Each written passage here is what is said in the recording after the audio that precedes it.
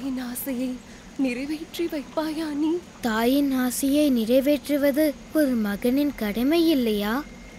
நான் நிறைவேற்றுவேன். பிரகலாதா, மகனே, நீ செய்த அதிர்ஷ்டத்தால் இன்று உயிர் பிழைத்தாய். இந்த வாய்ப்பை நீ வீணடித்து விடாதே. நீ உன் தந்தையின் சொல் கேட்டு நட. அதுதான் உனக்கு அழகு. அவரின் அன்புக்கு இலக்கணமாக நடந்து காட்டு. மகனே, விஷ்ணுவை மறந்துவிடு. அவரை மறப்பது உனக்கு கடினமாக இருந்தால் மனதிற்குள்ளேயே அவரை நினைத்து தியானம் செய்து பக்தியை காட்டு. மறந்தும் உன் தந்தையின் முன் அவர் விரோதி மீது நீ வைத்துள்ள பக்தியை வெளிக்காட்டாதே.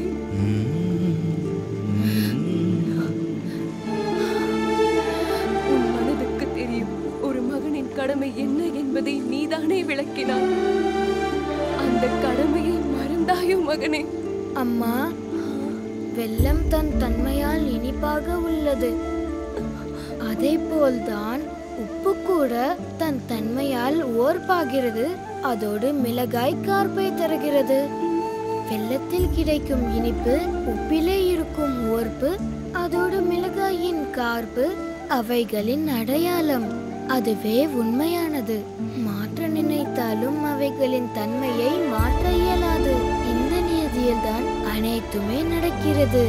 அது போலவே ஜீவன்களின் அடையாளம், அதனுடைய தன்மை என்னவென்றால் அந்த பகவானின் திருவடிகளில் சரணடைந்து விடுவதுதான். இப்போது நீங்களே சொல்லுங்கள், நான் என்னுடைய அடையாளத்தை எப்படி மாற்றிக்கொள்ள முடியும்? எப்படி அதை மறைக்க முடியும்? இத்தனை பிடிவாதம் எதற்கு?